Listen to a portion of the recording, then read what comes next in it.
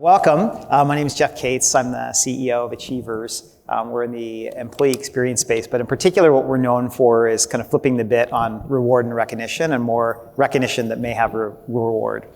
One of our groups within our Achievers is the Achievers Workforce Institute, which is our kind of think tank on thought leadership. And they've been doing work on belonging and created a belonging framework that we've been researching for the last about 4 years. But when belonging kind of got hot and got to the move to the front burner, of those 5 pillars underneath the belonging model, the one that seems to have the outsized impact in engagement and impacting things like attrition is connectivity.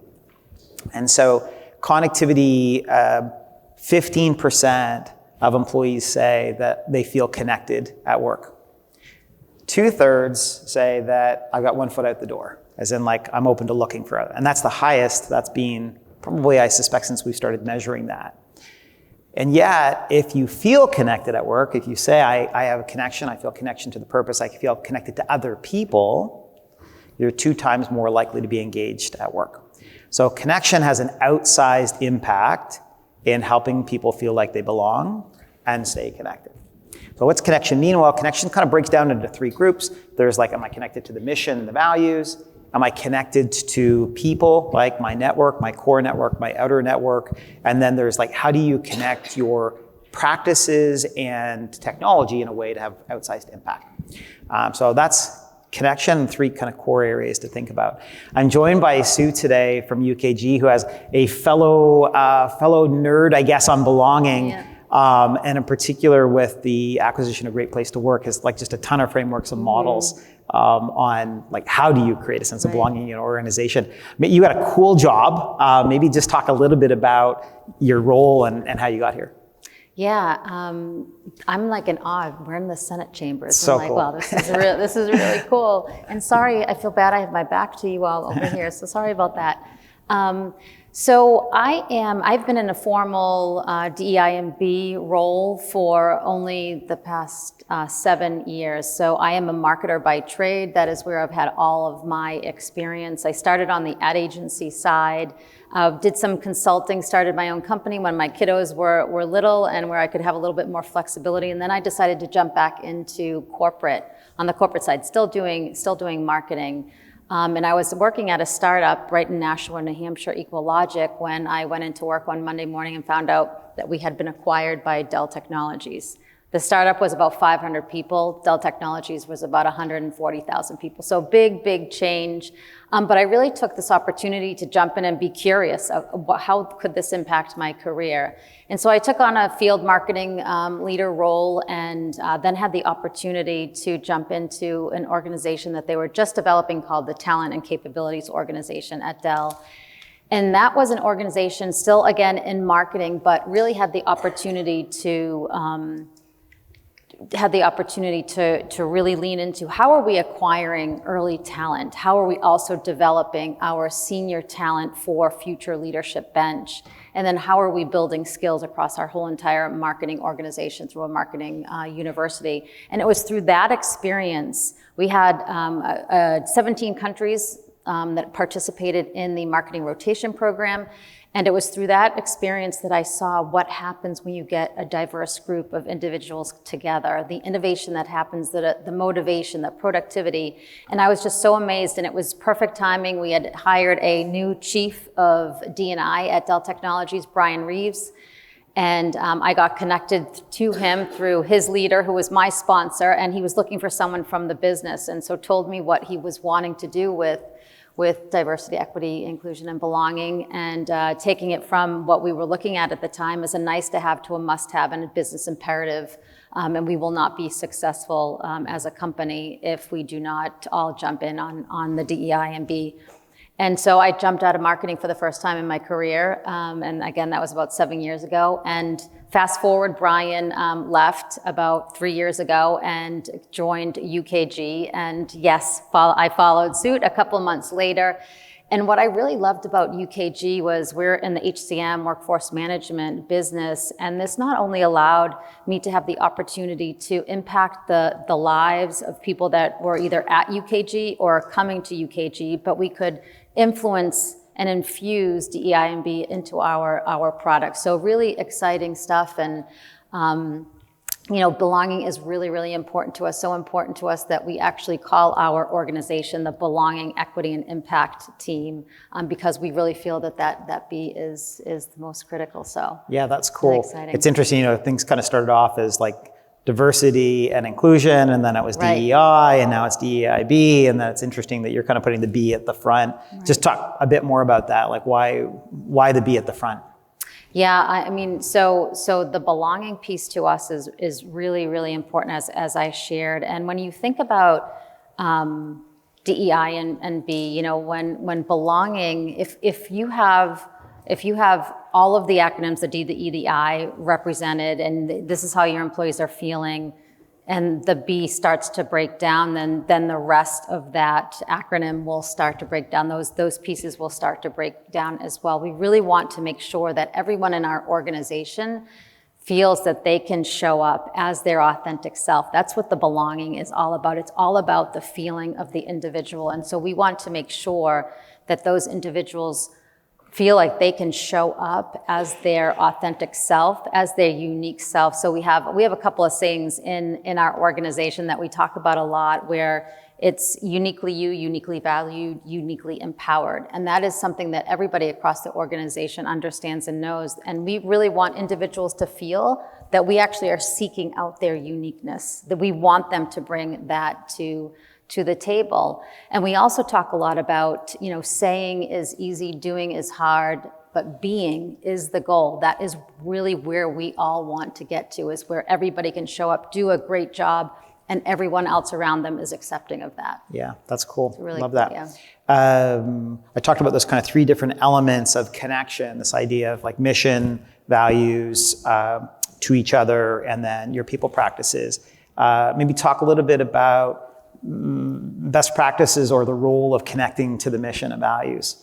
Yeah, absolutely. So we've done a lot of work on our mission and values, and kind of where we show up and where we show up for each other and our customers. And our purpose is people at UKG. And we are on a mission to really inspire every single company that is a part of our ecosystem. We want to make sure that we're inspiring them to be a great place to work, that they're creating a great culture. And so when we look at how that ladders up to our values have around United, Kind, and Growing have three core tenets, and that's around our ESG program, our employee value proposition, and then the Belonging, Equity, and Impact initiatives and strategy. So again, this is something that our whole entire organization around the globe aligns to. So when they're building out their goals, they're also lining up to that strategy and those values and those tenets. So it's really, really important. Yeah, I like that. I like those kind of focus areas to then kind of build your people practices kind of below that. Absolutely. Yeah. Out of curiosity, how many people by show of hands have a recognition and reward program? Quite a few. How many, I would say maybe a more modern recognition program, meaning let's say employees get recognized 10 times a year. How many would say? Much lower number. And of those, how many of your programs are tied to your values? Most of those, yeah. So that's one of the most powerful ways to connect people back to the how we do things here is in the values. Because literally what you're forcing people to do, you're encouraging people to do, is say like, well, what does that, what value am I recognizing under, and have I seen that? So it's like the most powerful thing. Positive reinforcement is the most powerful way to make values really impactful. We were talking about like connecting to mission and values. The other key element is like who's creating the connection, and how are you measuring what matters with managers? Yeah. You've done quite a bit of work with Great Place to Work, which is just a phenomenal organization. Talk a little bit about manager effectiveness, or like how do you measure against that? Yeah, awesome. Has anybody familiar, or who is familiar with Great Place to Work? And okay, awesome. So UKG actually acquired Great Place to Work a little over 3 years ago.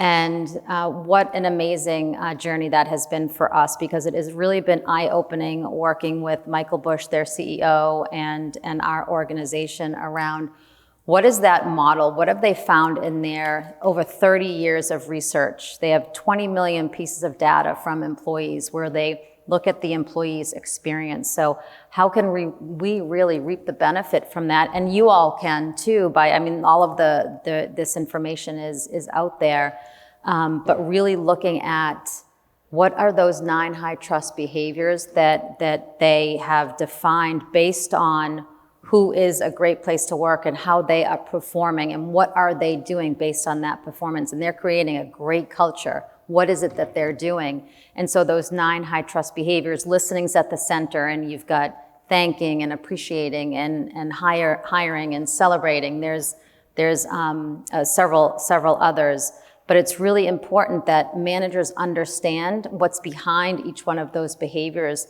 And then it moves into, okay, how are we working with our teams? What does that trust look like? What does that pride look like? Do I understand how things that make me happy ladder up to that mission? Do I understand the camaraderie? Do I have the camaraderie on my team? And so that's those 3 things, the trust, the camaraderie, and the pride, that is what the Great Place to Work model is. And then you look at, okay, this moves into culture, creating a really great culture.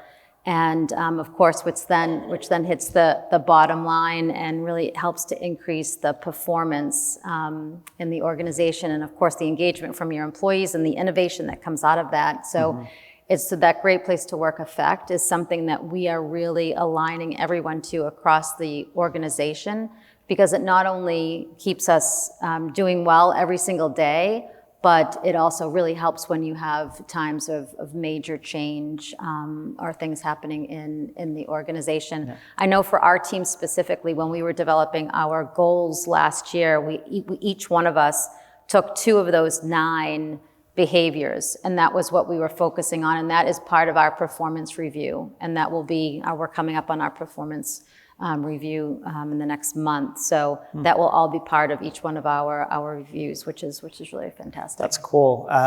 We hit in the top 10 this year, so super proud of that. You were talking about like being at UKG, you now can influence cultures around the world. That was what drew me to Achievers. So he'd hit number 1 best place to work at Intuit. And I was like, that's like, how do you actually build better people leaders? And that was the draw. What we're looking at now with Great Place to Work is mapping the behavior data within kind of the EX system or the recognition system to see how does that drive outcomes. So if we can say like, if a manager or a team does a welcome card, what does that do to the perception data for those that have less tenure? Like what I love about the Great Place to Work is it's got so much data that normally wouldn't be captured in a pulse. So it's gonna be really fascinating work. Or if we can look at like manager recognition frequency or how wide they're recognizing across the organization, how does that show up in the Great Place to Work data? Often I find Great Place to Work tends to be like a point in time. You're not necessarily using it to run the org. You're using it as a tertiary way of getting data, benchmarking, and employer branding. Yeah. But if we can connect the behavior data to the perception data, then we can build programs around that. Like the reason why you want to do this is because the data would tell you. And eventually where we aspire to go is more nudging within the technology to say like, your score on this, you manager, your score on this is low. And we can see that you're below the index on that. And so now we can say, this is specifically what you should do. And I can see you're not doing it. And so we can nudge to it. But it's all connecting the perception data to the behavior data and then helping people connect. Yeah, and Great Place to Work is, they have so much more than just the information that they get from you, right? The richness is in the benchmarking that they're able to share with you to say, this is where you're falling against the companies that are doing really, really well. It allows you to see those gaps, to gain those insights, and then take those actions as to how to close those gaps. So the whole process is fascinating. We were talking about the role of positive reinforcement or recognition to help drive the roles that have the biggest impact often in creating connection outside maybe the immediate circles. And you were talking about the importance of employee resource groups and like how do you create energy for the employee resource groups that in turn creates energy in the org. Right. Can you talk a bit about that? Absolutely. And we've, when I joined UKG, I just hit my 3 years last month. We did have employee resource groups, but they were more of a networking or a group of people that came together. They have quite the structure now. They have a strategy that is built. Each one of them has goals around how are they impacting the business and how are they professionally being developed. And so we have 9 ERGs where we're going to launch our 10th ERG in October. And there's about 6,500 members in our ERGs for a 15,000 size employee. That's pretty good with our numbers. And we have a lot more. We have about 15,000 that are actually memberships of ERG. So a lot of people are more than members of more than one ERG. But it's really great that they are all doing really great work, and this is a side job for them, right? This is not their core job. We need to make sure, and everybody knows that if you're a part of an ERG, you need to make sure that you're doing really well in your main job. But there is an opportunity for folks to really lean in and get an understanding of what is it like to lead a work stream. You may not be a leader, you may be an individual contributor, but what is it like to lead a work stream? What is it like to be a co-chair of one of those ERGs? And so making sure that they're actually getting recognized during the performance review process is something that we're actually working with our HR team with now. We have not done that in the past, where it's actually one of their goals that they'll get measured against if they are involved with the ERGs at that level. And certainly it's great, we have Celebrate You rewards, which is awesome, and they get those, but they also get rewarded by being mentioned at our quarterly all hands that we have going on. They're also pulled into different focus groups working with the C-level suite on different executive projects as well. So there's lots of different ways that we are taking time to make sure that they are recognized and rewarded and having that visibility. Yeah, I love how thoughtful you've been to what are the different ways to create that energy and give them a spotlight and encouragement, because they have an outsized impact role, right? Yes. Yeah, that's cool. We're close to time. If you're interested in learning more about kind of great place to work framework and an example of actually how you're using it to run a company, or ERG practices, how do you create energy around those? So how do people contact you? Yeah, definitely find me on LinkedIn and send me a message, and I'll definitely get back to you, and then we can exchange emails, or my email at UKG is sue.collard, COLLARD @ukg.com. So feel free to connect with me direct on my email too. Cool. And if you're interested in the belonging framework model or the research that we've done around that, or even just looking at what does a modern recognition program look like, we're right around the corner, I think, outside the door. So feel free to drop by. Thank you for joining me today. Thank you. It's fun to nerd out on how do you actually create cultures of belonging. Yeah. Cool. Thanks, everyone. Thanks, everyone.